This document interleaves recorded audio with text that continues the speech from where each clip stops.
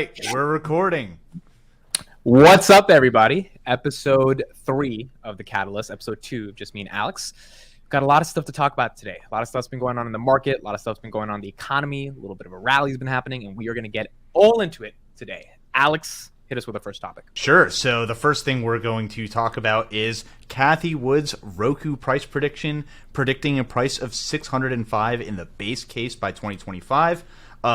Bear case $100 and bull case $1,500 a share on Roku. So we can dig into the model, but what are your thoughts? Just first of all, $1,500 bull case on Roku. What do you think? I think it's ridiculous.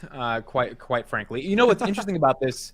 What's interesting about this is Zoom has a bear case of 700 by 2026, which is still a 6x from here at 100 right now. But her bear case for Roku is $100 in 2026, which is like $7 more than what's at 93 or 89, whatever it is right now. So the bear case for Roku seems to be significantly worse in the next 5 years than the bear case from Zoom, which makes sense. Is why Zoom is their top holding, and I guess they have more conviction around it.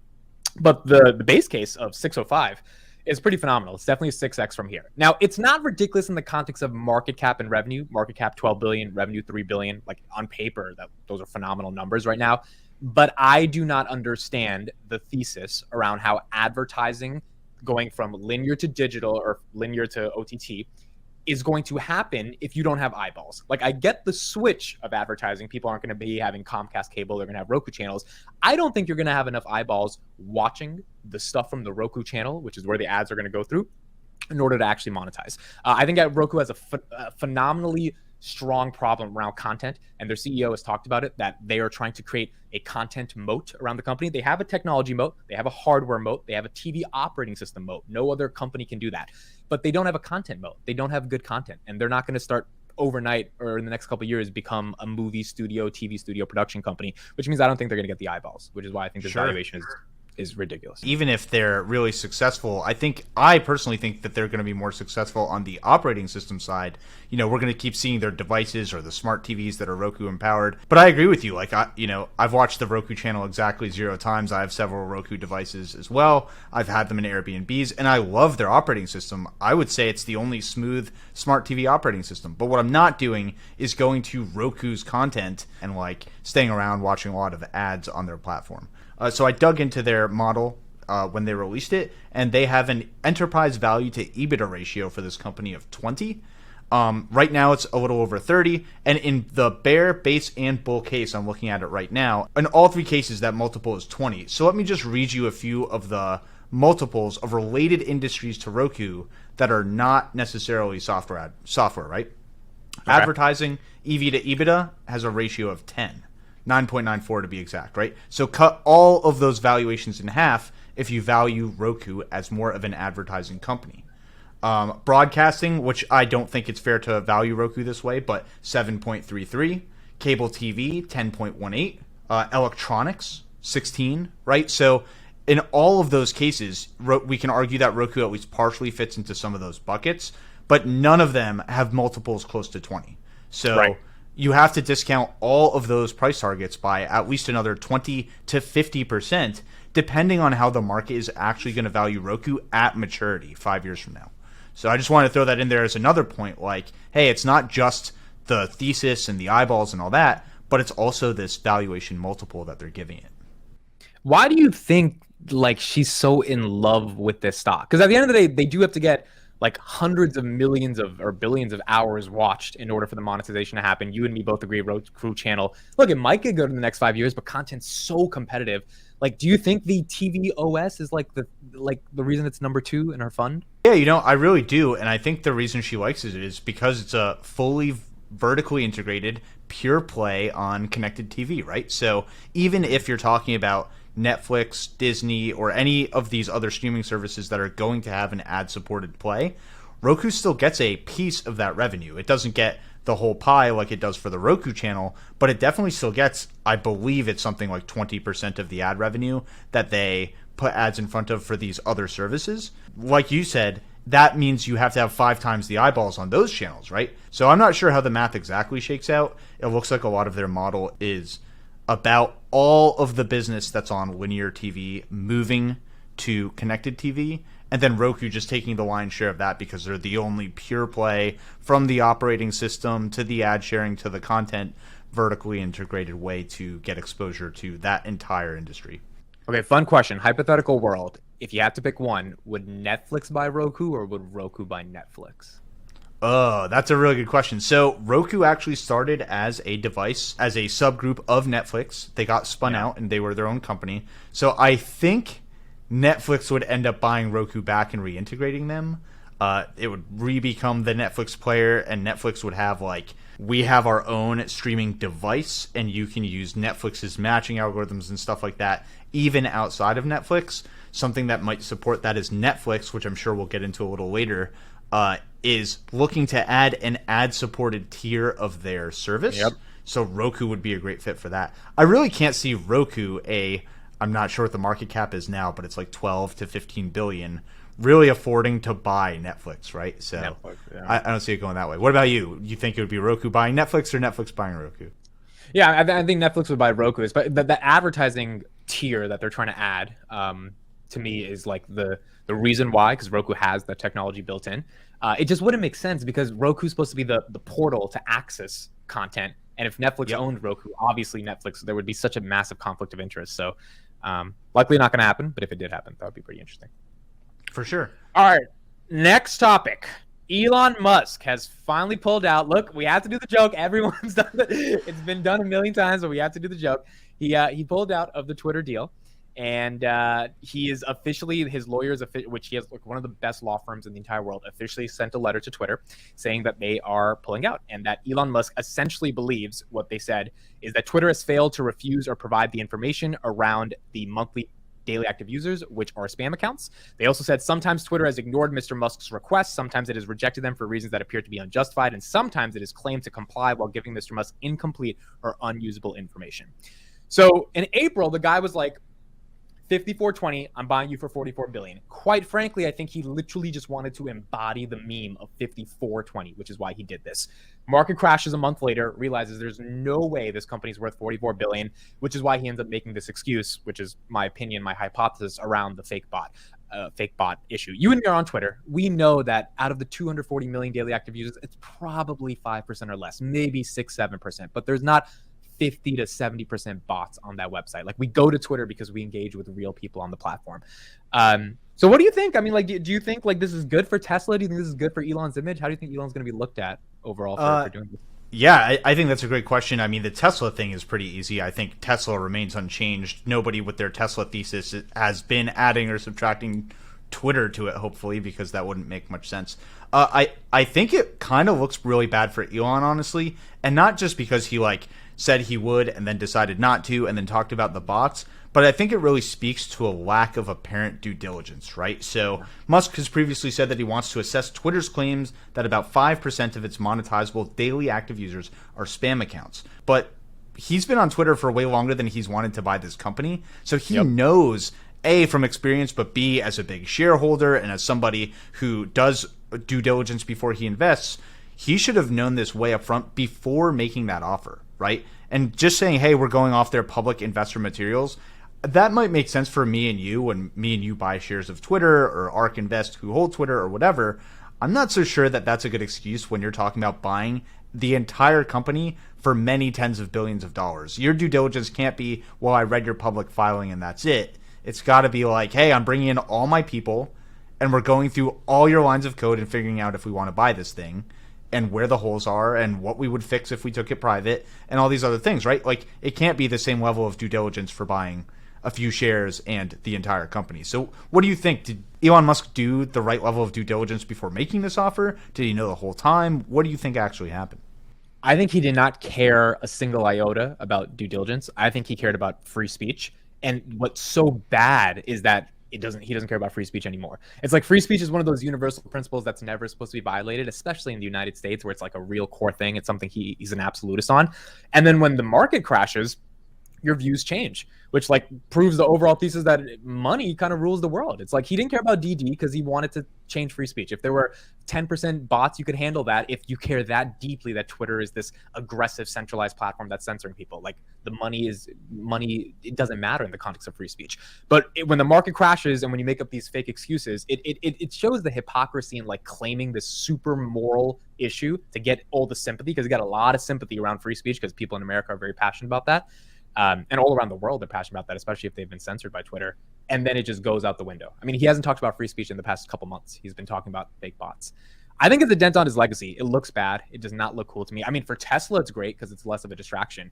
But I think Elon fanboys should this is an L for Elon, for sure. That's a great take. I didn't think about it from the free speech angle, but you're totally right. You know, he went on the record publicly saying, hey, this isn't about finance, it's about free speech. I realize that this acquisition may not look good from a financial perspective at all. And then he turned around and just stopped, right? So I think the more bots that are plaguing the platform, the more important the argument for free speech becomes. Because instead of just censorship, now free speech is being attacked by spam bots, all these people pretending to be other people to part others with their money. I think that the more bots he discovered, way past this 5% number, maybe 10, 20%, the more he should have been like, hey, free speech has multiple problems, multiple angles of attack. It's about all these things put together. And now we're going to reprioritize the way we sort of solve this challenge. Maybe we go for the bots first and then separately tackle censorship and the transparency of the algorithm and how tweets are or are not shown to other people, who gets banned and why and all that. In my mind, if I was Elon Musk, I would say, hey, bots just became a much higher priority because we thought it was 5%, but now we realize 20%. 1 out of every 5 people may not be legitimate individuals. That's a great take. I really didn't think about it that way. You definitely changed my mind about why I don't like him turning around, and now it's for the free speech reason, not just the lack of due diligence reason. Yeah, I mean, it's a lot of hypocrisy. Ironically, I was listening to Twitter Spaces where they said building a social network or managing a social network is not as hard as rocket science. It's harder than rocket science. And the reason it's harder than rocket science is because Twitter gets 6,000 tweets per second, 200 million people. You've got hundreds of millions of people that all have different perspectives, religions, cultures, ideas, thoughts, all of this stuff in one place. And you've got to curate that in the most meaningful way that actually creates user retention and that inevitably makes the product sticky enough for people to want to come back so that you can monetize them. That's a very difficult thing to do because you're dealing with the complexities of human existence at that point. And I think at the end of the day, he realized for the market cap, it just wasn't worth it. So Twitter price is going to drop. It's already dropped after hours on Friday. It was hovering at 45 in April, then it got to 37.38 when the deal was in question. Then it went down to 30. Probably going to see it at 25, maybe. I mean, we'll see if it goes below the 30s Monday morning. Now they're going to sue. I mean, I read an article just a couple hours ago that they're suing back. Do you think they force them to get this deal done and pay $54.20? Because in the contract, you have to show a material adverse effect in terms of legal terminology to terminate the deal. The bot thing, unless it's like 50% bots, if it's 5%, is not going to be materially adverse. So do you think he ends up still having to buy it? That's a really great question. I'm honestly not sure because, part of the legal process is like discovery and who knows what they find under the hood and where is the line, right? So let's say it's 8% bots, not 5. That's 66% more bots. Is that not material? I'm not sure. So, but the other thing is they might just collect their cool $1 billion fee. I know Twitter's CEO came on the record and said, hey, we're going to try to force this deal to go through. I'm just not sure what that means when Elon's legal team steps in and says, hey, obviously we're going to do everything we can to make sure our client walks away the winner, right? So. Yeah, if you were Twitter, you guys hated Elon buying it. The employees hate it. They hate the culture he has, all this. I would be happy. I would just walk away. Be like, all right, we're just going to go run our company the way we're going to run it. But I think they're realizing 54.20 or even getting the share price above 30 is going to be a challenge for the next couple of years. And no one wants to deal with that, which is why they might force it. But I'm taking the other side of that. If I'm Twitter, I'm forcing Elon to buy it. I'm going to be like, no. You're creating way more value for our shareholders than we can, especially in this market as the Fed keeps raising interest rates. Twitter's kind of getting dragged through the mud by Elon Musk here, right? So that lowers their valuation if the deal doesn't happen and makes that delta even bigger. So as this drags on, Twitter should want more and more to close this deal, realize that value for their shareholders, and wipe their hands of the whole thing. If I'm Twitter, I'm pressing hard. Go ahead, sorry. Yeah, no, I would be pressing hard too. Do you feel the conspiracy of he's set all this up to sell 8 billion worth of Tesla stock, and so now if he has to pay the 1 billion, it doesn't matter because he got away with selling 8 billion. Like, do you think there's any merit to that? I don't know, but that's like the value of Tesla stock. I do think is one of the things that really drives the conversation, because my understanding is that Elon would have to either collateralize or keep selling Tesla stock to do the deal. And obviously, the lower the share price, the more shares he actually has to sell to get the deal done. But in my opinion, he took a lot of chips off the table last November. Yeah. So I'm really surprised that he didn't see the possibility that Tesla's share price could continue to tank while this deal was getting done, right? So I'm just not sure how to square away what he said going into the deal with how he's talking about it now. Completely different story. It's so interesting, bro. These billionaires, it's like you would think they understand the macro economy better than all of us. And like, and ironically, off a Twitter poll that he kind of staged, he was able to sell like some $9 billion worth of stock, whatever he sold. And like you could make a pretty fair assumption that at 1100 it was overvalued given what we saw was around the corner if you went into the nitty gritty details around inflation. But like, you know, it didn't hit him because if he knew that was happening and Tesla was going to tank, then the market was going to tank because Tesla theoretically is the market to some extent. And then you don't offer 44 billion. But that went over his head. He did not. So it literally shows you can never time them. No one knows what the hell is going on. Yeah. Yeah, I totally agree. I have a question for you. You know, you mentioned freedom of speech. You mentioned the platform having this responsibility to curate content.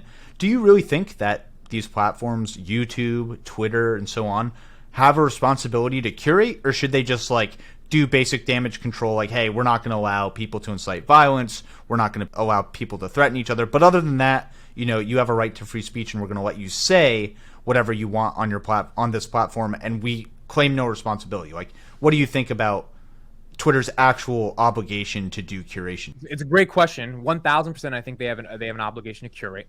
Now, I agree with Elon's philosophy that freedom of speech is not the same as freedom of reach. So if you say something that's like really, really, really bad, and again, you should really raise the bar to be able to determine it's bad, then it doesn't get as many impressions. It doesn't reach as many people on the platform. The platform can control that. But you don't censor it. You don't ban people from saying certain things. You let them say what they want and let sort of the public town square happen. Now, the reason curation is incredibly important to me is because like this is why it drove me crazy when Elon was like, he tweeted, the Twitter algorithm is trying to control you, like reorganize it by who you follow versus like what Twitter lets randomly pop into your feed. And I was like, that's not them trying to control you, my guy. They're trying to like get creators who aren't that popular on the platform, unlike you, that's 100 million, to get discovered. And the only way my tweets pop into someone's feed that doesn't follow me is if Twitter puts them there. There's no other way that happens. I have to show up in random people's feeds, and then the quality of the content determines the conversion on their attention to follow me. So I'm like, that is absolutely necessary. YouTube does that. Like Instagram does. We need those platforms to do that. The algorithm is our friend. It's almost the great equalizer against the biggest media companies in the world. So I think they have a responsibility to curate, but I definitely don't think they should be censoring. Yeah, I completely agree. Discoverability is so key to platforms like Twitter and YouTube. And when a platform doesn't have that, like Spotify, you can really feel it. I have a podcast on Spotify. It reaches exactly 0 people because Spotify doesn't really have an ability to put you in front of a new audience, you know, the same way that YouTube does. And you can see the difference in how we perform on platforms that let you have a voice to people who have never heard of you. So I definitely agree with you. That's not the algorithm. That's a feature, not a bug, is what I guess I'm trying to say. I agree. All right. The current rally. Alex, you want to tee up this topic and we'll talk about this one? Anyone who's been following the market this last week has seen a pretty juicy rally. There's been absolutely no news to justify it. And the Fed has a meeting coming up later in the month where we're expected to see a 0.75% increase, 75 basis point increase to the federal funds rate. We're on the edge of a looming recession. Inflation numbers are not really cooling off. There's absolutely no reason for this rally. But the question is it fake? Is it real? Is there something we're not seeing in the market? Walk me through what you think is going on this last week in the markets. So I've talked to a couple of people about this, and the analysis I'm getting from some people that I really respect. There's a couple of people in my Patreon that are like 100% in and on margin, and they've been trading for about 2 decades now. And I'm like, why? What? Like, I want to know your perspective here. And they're like, the RSIs and all this technical stuff is telling them that things are just oversold. They're like, look, it could go lower, but it gets to a point where things are so oversold, the market has to rally. So one of my my Patreons, is like, we're hitting 454 by December on the S&P. And he's like dead set that we're going to hit April's resistance back on the S&P in December. And I'm like, that's a bold claim. And his entire logic is that things are oversold, inflation will come down, and the Russia-Ukraine situation will get better, which is not the worst form of logic, because if gas prices already have started to go down. In New Jersey, went from 5 to 440 over the weekend. Things are getting a little bit better. If Kathy Wood's inventories thesis is correct, then that means we should see a decrease in inflation over the next couple of months, and then that will make the market a little bit more happier. And you could say the rally over the past couple of weeks has just been purely that the market feels things are too oversold, and we got to start bouncing up. The problem is if inflation comes out with the CPI hitting close to 9%, which is what most people are expecting it to hit, maybe in August and September gets better, but at least in July it's going to suck. And Bitcoin being the way that it is, having tanked already, and inventories not being the core thesis for deflation, then I don't know. I mean, we saw oil crash down from 130 to 100, but oil traditionally supposed to be at 60, so it's still $40 above. There is no reason for this to happen other than the market is bored and it's like, we want to just have some fun. So I'm not necessarily buying this dip. It doesn't feel real to me, but I guess we'll see. Yeah, I mean, on the oil note, I'm worried that that's kind of a false flag too, right? We're in the hottest months. People aren't heating their homes as much as they have to. You know, what happens in 3, 4, 5 months when winter comes, everyone has higher heating bills, oil demand goes back up, and supply doesn't rise to meet it. You know, if the Russia-Ukraine thing continues, if it doesn't come to a quick resolution here, now we have excess demand and even lower supply. And oil is a big component of inflation. So I don't see inflation slowing that fast. I also think that excess supply, prices may come down a little bit because there's excess inventory and there's costs to holding inventory. But, you know, it's not going to come down enough to overcome the recent bout of inflation that we've had over the last year. It's just going to look like a slightly bigger Black Friday sale. Yeah, and it's weird because the jobs report that came out, the issue that the market is having right now, and so there's two things. Number one, Wall Street is having an issue because stocks are collapsing, but Main Street, there's more job openings than ever. There's like 11 million open jobs. Employees are fighting, which means wages are going up to get the best talent. So it's like if you're an employee trying to find a job, it's one of the best markets ever to be in terms of all the competition and attention you're getting. But Wall Street sucks. So there's this huge disconnect between Main Street and Wall Street. Number two, Q2 earnings are going to be incredibly important, which is starting this week, because if earnings suck, then Wall Street and the hedge funds and the portfolio managers have an excuse to tell their clients, hey, Facebook is losing a lot of daily active users. The revenue's going down. We can sell it off justifiably. And the macro sucks. It makes sense to sell. We're managing your money correctly. We're hedging your portfolio. But if Facebook has a phenomenal earnings, or at least a pretty good earnings, and the macro and inflation sucks, it's a weird situation to be a Wall Street hedge fund manager. Because you're like, what do I do with this? Like, the market we know is bad. Inflation we know is bad. But these companies are doing great. So it's just such a sticky situation we've never seen before. Ad spend goes down when you're in a recession, right?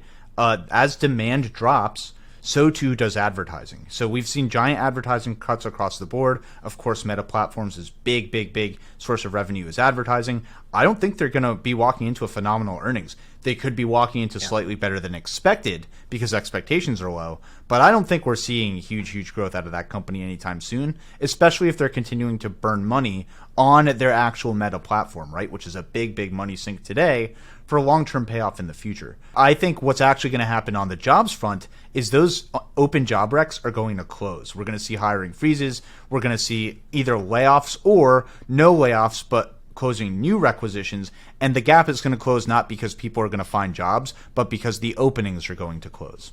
And we're going to be talking about Facebook in a couple minutes, actually, and their hiring freeze. But before we get to that, Netflix, going on to the next topic, which is kind of piggybacking off of this current rally that's been a little bit weird, is expected to lose, from multiple reports, and these might be right, these might be wrong, but they're expected to lose 800,000 more subs next quarter than expected. So they're expected to lose about 200,000. Now it's 800,000. I guess here's the broad question, and I'll take it first, which is sure. Streaming actually dead? I think the answer is no. Streaming's probably not dead, but I do think the algorithmic capacity for platforms like Netflix, HBO Max, etc., to keep up with the pace of content that is generated by the other platforms like YouTube and TikTok, etc., it's just unmatched, and it starts to delegitimize Netflix ever being like a core technology company, because at the end of the day, they're a media house that has some fancy algorithms to match you with content, but it is a media house at the end of the day that's showing content, and they have to license content and buy content. So I guess my question to you is, do you think streaming's dead, and do you think people are going to really start unsubscribing from Netflix if they just don't see the value, especially if the recession is coming and people don't want to pay $15 a month? here's what's going on, right? Netflix has a flat fee subscription. They currently have to keep adding new content or new capabilities to keep justifying an existing subscription. You turn it on or you turn it off, right? You either subscribe or you don't. When you're advertising based, the more eyeballs that you draw, the more revenue you make, right? You have more people, more ads to show them, better matching algorithms, and then you're making money per view, right? So I think that what's going to happen is everyone is going to have a structured tier system where they have an ad supported tier. And then if you want your time back across the content that you watch, or you don't want that disruption, you're going to pay extra to have no ads, right? So we're going to see Netflix's model become more of the YouTube model, where it's like, hey, we're going to do the best to match you with content you love. I'm surprised that YouTube hasn't gotten into the game of trying to generate thumbnails via AI, kind of like Netflix has, right? Or asking content creators to make multiples and doing some A/B tests for them, whatever. But what's going to happen is, fundamentally, you want to be rewarded for every new thing that you add to your platform, new content that you buy, like the next Squid Game, whatever they have to do. That's not how Netflix operates. That's currently not how Disney operates. So, and in Roku's defense from earlier, that is how Roku operates. So if Roku can get their hands on some good content, they will constantly be rewarded for that because they're an ad-based model, right? What do you think about that, ad-based versus flat fee subscription based? It makes more sense to me because I'm not a fan of Stranger Things, even though I know 1.5 billion hours of it has been watched. And so I have a Netflix subscription, but if I didn't have one and I wanted to check out Stranger Things, I would definitely check it out if I didn't have to pay for it, and I would just sit through some ads because I could deal with it. But the problem still comes to me. It's even if they have the advertising tier, they've got to have the interesting content to get people to care, which means you still got to have something meaningful. And if you're not having user-generated content at scale, like a YouTube or TikTok, it really falls by the wayside for me.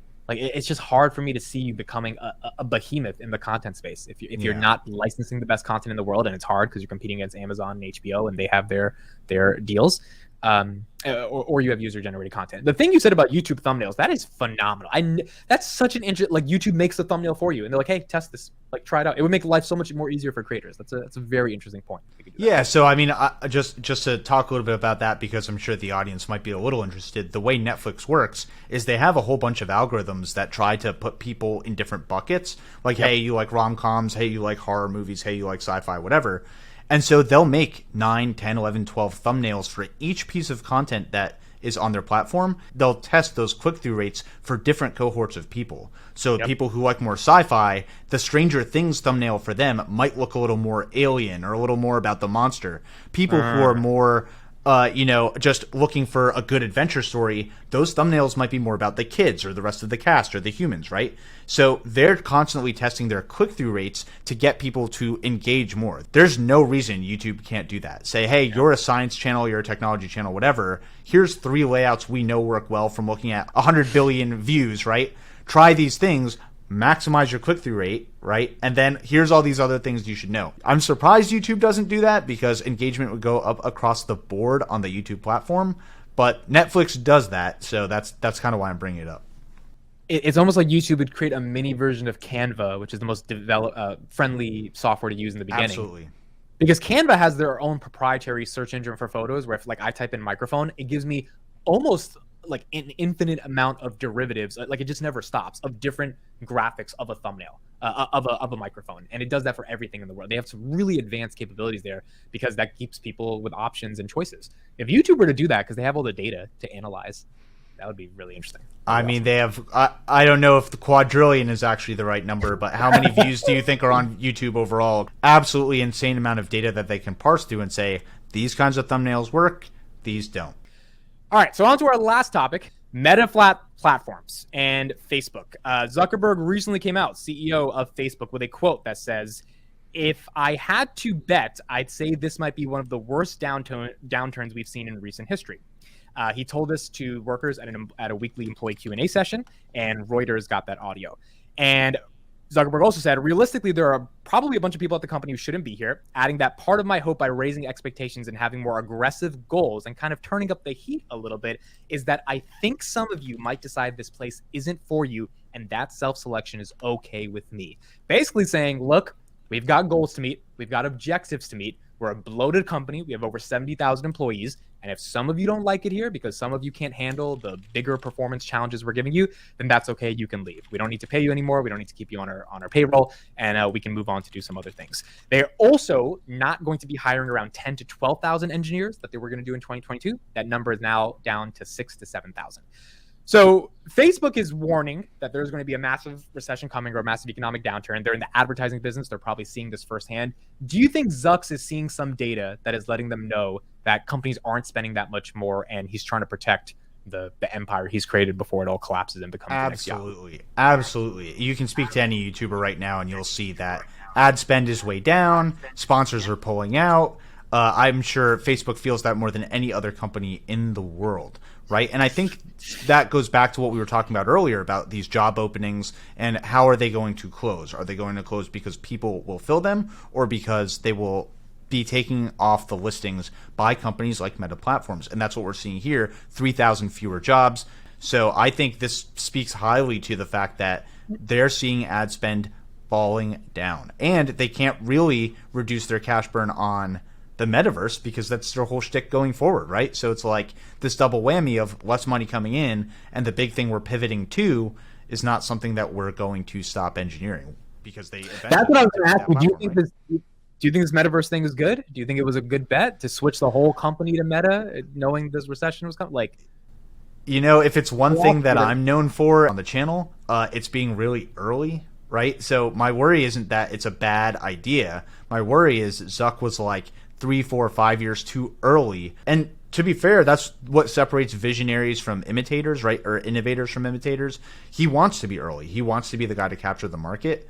But man, what a hard market to do that in right now with ad spend coming down, with the privacy issues from Apple, and then soon Google to follow, right? So I think from all fronts, Facebook is in sort of this precarious situation that not many mega caps find themselves in, which is their one big revenue stream is under attack from a lot of angles, you know, from macroeconomic conditions, from specific targeted conditions caused by Apple and Google, and the thing that they're burning their money on, this big pivot to the metaverse, is really A, not ready yet, B, not sure it's going to be widely adopted because people don't like slamming a headset onto their face, right? And C, even if it is, we're not really sure that we want Meta Platforms to be the new custodian of the next generation of the internet as opposed to somebody like Wikimedia or Google. Like if Facebook made a browser, right, like to compete with Chrome or Safari, would you use it? No one's using that shit. No one's using that. Well, that's what the headset is, right? It's the browser for the 3D internet. Would you really trust that over an Apple product that sits on your face? I think a lot of people would go with the Apple one, right? Well, I think that's why, we blame Zucks for switching to Meta and instead of just focusing on ad revenue. But I think he knew more than anyone else. And we know it's been reported that Apple's planning to release the headset first half of 2023, or at least an initial prototype of it. So if Apple's releases the headset before Facebook, then Apple is saying, hey guys, we've created the App Store, which has been literally the portal towards the entire almost digital economy, because every company has to have an app and have access to consumers on the phone. Now we're creating this new device that's going to create the next portal, the next version of our S-curve, where all the developers in the world can use our software, our developer tools to build apps on this product. And Facebook wants to do that, right? They bought Oculus for this reason. They're doing that. They want to be that version. And if they didn't start that in 2021, then they would obviously be behind.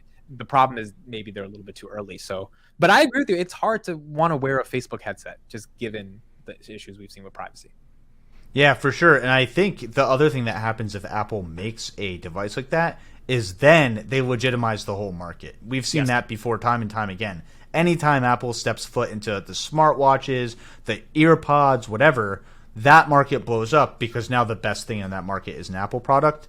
I think that if they can give the Quest 2 or the Project Cambria or whatever the headset of the day is by the time Apple comes out with theirs, real competition, that's going to legitimize the metaverse for everyone. People are going to try VR, they're going to try AR, kind of like how everyone moved from Palm Pilots and Blackberries to smartphones, to phones with 0 buttons, which was like, that's dumb. How could anyone do that? And now if your phone has more than one physical button, you're a crazy person, right? So So. All right. Well, we'll see if Zucks and Apple can legitimize the metaverse. We hope we, on the third episode, have started to legitimize the catalyst for you more as a weekly listen.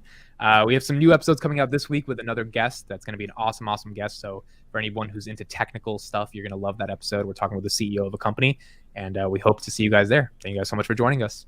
Sure. Yeah, guys, comment below with the topics that you want us to talk about next time. We're trying to catalyze a serious conversation here about all the different things that go on in the market week by week, and we'd love to hear your feedback on what you like, what you don't like. We're here for you, so let us know, and we hope you enjoyed this episode of The Catalyst. I love how you said we're trying to catalyze this conversation. That was dope. Yeah. That's a mic drop. We out. We're out. We out.